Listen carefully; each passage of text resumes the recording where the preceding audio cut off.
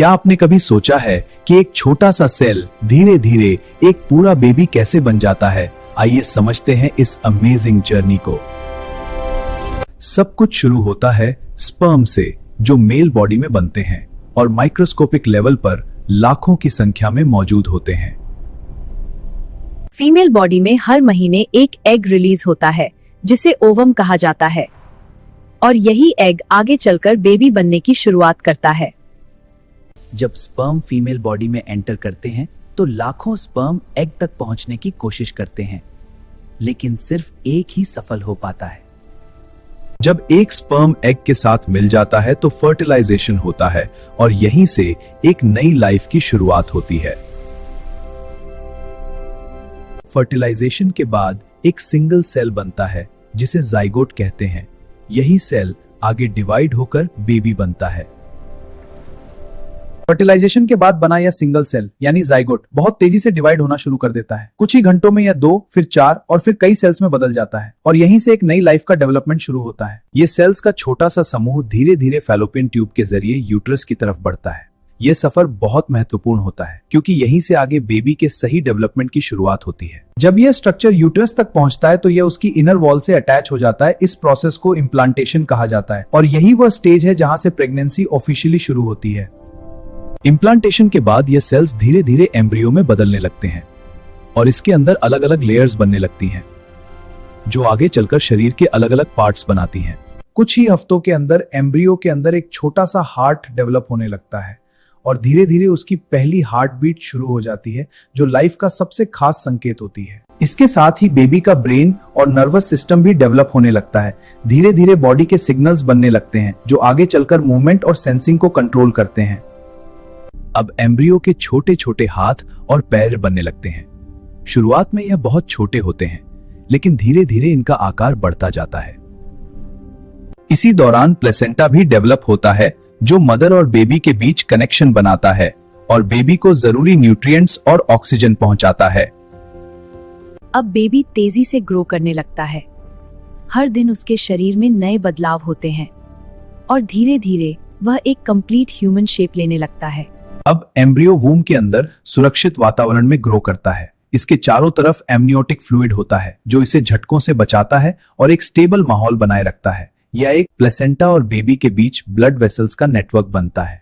इसी के जरिए ऑक्सीजन और न्यूट्रिएंट्स लगातार बेबी तक पहुंचते हैं, जिससे उसकी ग्रोथ स्टेडी बनी रहती है। अब बेबी का हार्ट और मजबूत होने लगता है और बॉडी में ब्लड सर्कुलेशन शुरू हो जाता है, जो हर सेल तक जरूरी एलिमेंट्स पहुंचाता है। धीरे धीरे चेहरे की बनावट बनने लगती है।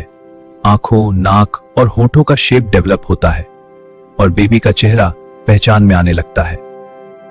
अब हाथ और पैर लंबाई में बढ़ने लगते हैं और उंगलियों का फॉर्मेशन शुरू हो जाता है, जो आगे चलकर मूवमेंट में मदद करते हैं। अब बेबी के शरीर में हल्की हल्की मूवमेंट शुरू हो जाती है। वह धीरे धीरे अपने हाथ और पैर हिलाने लगता है। हालांकि यह मूवमेंट अभी बहुत हल्की होती है, लेकिन यह उसके डेवलपमेंट का एक अहम संकेत है। अब फीटस की मूवमेंट्स धीरे धीरे क्लियर होने लगती हैं। वह अपने हाथ और पैरों को हल्के हल्के हिलाता है और वूम के अंदर एक सुरक्षित वातावरण में लगातार ग्रो करता रहता है। अब बेबी के हाथ और उंगलियां डेवलप हो चुकी होती हैं, तो वह अपनी उंगलियों को धीरे धीरे मूव करता है और यह उसकी मसल डेवलपमेंट का एक महत्वपूर्ण हिस्सा होता है। बेबी अब अपने पैरों को भी मूव करता है और हल्के हल्के किक्स करता है। यह मूवमेंट पूरी तरह नेचुरल होती है और उसके हेल्दी ग्रोथ को दर्शाती है। वोम के अंदर बेबी धीरे धीरे अपनी पोजीशन बदलता रहता है। वह फ्लूइड में स्मूथली मूव करता है, जिससे उसे कंफर्ट और बैलेंस मिलता है। कभी कभी बेबी अपने चेहरे को भी छूता है। यह उसकी सेंसरी अवेयरनेस को दिखाता है और उसके ब्रेन डेवलपमेंट का संकेत होता है। बेबी की मूवमेंट्स अब और स्मूथ हो जाती हैं। वह फ्लूइड में ऐसे मूव करता है जैसे तैर रहा हो और यह उसके मसल्स को मजबूत बनाता है। तो अब उसकी बॉडी में ब्रीदिंग जैसी हल्की मूवमेंट्स दिखाई देती हैं, जो लंग्स के डेवलपमेंट के लिए जरूरी प्रैक्टिस होती है। बेबी अब बाहरी लाइट और साउंड के प्रति रिएक्ट करने लगता है, जो उसके सेंसरी सिस्टम के डेवलपमेंट को दर्शाता है। अब बेबी का शरीर काफी डेवलप हो चुका होता है और उसकी हर मूवमेंट वूम के अंदर एक नेचुरल रिदम में चलती रहती है। अब बेबी का हार्ट पूरी तरह एक्टिव हो चुका होता है और उसकी हार्ट बीट लगातार स्टेडी रहती है, जिससे पूरे शरीर में ब्लड सर्कुलेशन स्मूथली चलता रहता है। प्लेसेंटा के जरिए न्यूट्रिएंट्स और ऑक्सीजन लगातार बेबी तक पहुंचते हैं। यह कनेक्शन उसकी ग्रोथ के लिए बेहद जरूरी होता है और हर सेल को एनर्जी देता है। अब बेबी का ब्रेन तेजी से डेवलप हो रहा होता है। न्यूरल कनेक्शंस बनते हैं जो उसकी फ्यूचर लर्निंग और थिंकिंग एबिलिटीज का आधार बनते हैं। बेबी अब बाहरी आवाजों को महसूस करने लगता है। हल्की वाइब्रेशंस उसके नर्वस सिस्टम तक पहुंचती हैं और वह उन पर प्रतिक्रिया देने लगता है। अब उसकी आंखें भी एक्टिव हो जाती हैं, भले ही वह बंद हो, लेकिन अंदर मूवमेंट शुरू हो जाती है जो विजन डेवलपमेंट का संकेत है। बेबी की स्किन अब पहले से ज्यादा डेवलप हो चुकी होती है और धीरे धीरे उसका नेचुरल टेक्सचर बनता जाता है। अब बेबी अपने शरीर को स्ट्रेच करता है और वूम के अंदर अपनी पोजीशन एडजस्ट करता रहता है, जिससे मसल्स और जॉइंट्स मजबूत होते हैं। वाइन बेबी की उंगलियां अब ग्रिप करने की क्षमता विकसित कर चुकी होती हैं। वह अपने हाथों को खोलता और बंद करता रहता है। वूम के अंदर बेबी धीरे धीरे घूमता रहता है और फ्लूइड में स्मूथली मूव करता है, जिससे उसे बैलेंस और कंफर्ट मिलता है। अब बेबी की किक्स और मूवमेंट्स और स्पष्ट हो जाती हैं, जो उसकी हेल्दी ग्रोथ का संकेत देती हैं। जैसे जैसे बेबी का साइज बढ़ता है, वूम में स्पेस कम होने लगता है और उसकी मूवमेंट्स थोड़ी कंट्रोल्ड हो जाती हैं। अब बेबी धीरे धीरे अपनी पोजीशन बदलता है और सिर नीचे की तरफ करने लगता है, जो बर्थ की तैयारी का हिस्सा होता है। बेबी अब ब्रीदिंग जैसी हल्की मूवमेंट्स करता है, जो लंग्स को जन्म के बाद काम करने के लिए तैयार करती हैं। अब बेबी का शरीर पूरी तरह डेवलप हो चुका होता है और वह वूम के अंदर सुरक्षित तरीके से रहता है, जहां उसे हर जरूरी सपोर्ट मिलता रहता है।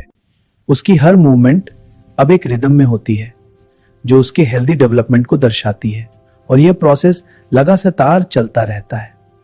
तो बेबी अब बाहरी एनवायरनमेंट के बदलाव को महसूस करने लगता है, जैसे लाइट और साउंड, जो उसके सेंसेस को और मजबूत बनाते हैं। अब बेबी धीरे धीरे एक स्टेबल पोजीशन में आ जाता है और जन्म के लिए खुद को तैयार करने लगता है। इस स्टेज पर रिपोर्ट्स और चेकअप्स के जरिए बेबी की ग्रोथ को ध्यान से देखा जाता है और हर छोटी डिटेल यह बताती है कि डेवलपमेंट सही दिशा में आगे बढ़ रहा है। मदर जब अपने हाथों को पेट पर रखती है तो उसे बेबी की हल्की मूवमेंट्स महसूस होती हैं और यही एहसास इस जर्नी को और भी खास बना देता है। हर हल्की किक और मूवमेंट एक सिग्नल होता है कि बेबी हेल्दी है और यह कनेक्शन मदर और बेबी के बीच और मजबूत होता जाता है। अब यह जर्नी अपने फाइनल फेज में होती है, जहां हर दिन एक नई उम्मीद और एक्साइटमेंट लेकर आता है और इंतजार धीरे धीरे खत्म होने लगता है। बेबी अब पूरी तरह डेवलप हो चुका होता है और मदर अपनी हर मूवमेंट में एक्स्ट्रा केयर रखती है ताकि यह आखिरी फेज सेफली पूरा हो सके है। अब तैयारियां शुरू हो जाती हैं, छोटे छोटे कपड़े और जरूरी चीजें जो एक नई लाइफ के स्वागत की तैयारी को दिखाती हैं। इस समय आराम सबसे जरूरी होता है ताकि मदर और बेबी दोनों हेल्दी रहें और बॉडी बर्थ के लिए तैयार हो सके। धीरे धीरे बॉडी सिग्नल्स देने लगती है कि समय करीब है और यह मोमेंट एक नई शुरुआत का संकेत होता है। अब ये जर्नी अब अपने सबसे महत्वपूर्ण मोड़ पर पहुंचती है, जहां एक्साइटमेंट और नर्वसनेस दोनों साथ चलते हैं। कुछ ही पलों में एक नई लाइफ इस दुनिया में आने वाली होती है, जो इस पूरी जर्नी को पूरा करती है। और आखिरकार एक नई लाइफ जन्म लेती है, जो इस पूरी जर्नी को सबसे खूबसूरत पल में बदल देती है। यह मोमेंट सिर्फ एक खुशी नहीं, बल्कि एक नई जिम्मेदारी और एक नई कहानी की शुरुआत होता है। एक छोटा सा हाथ, एक नई जिंदगी का संकेत, और यही इस पूरी जर्नी को सबसे खास और यादगार बना देता है।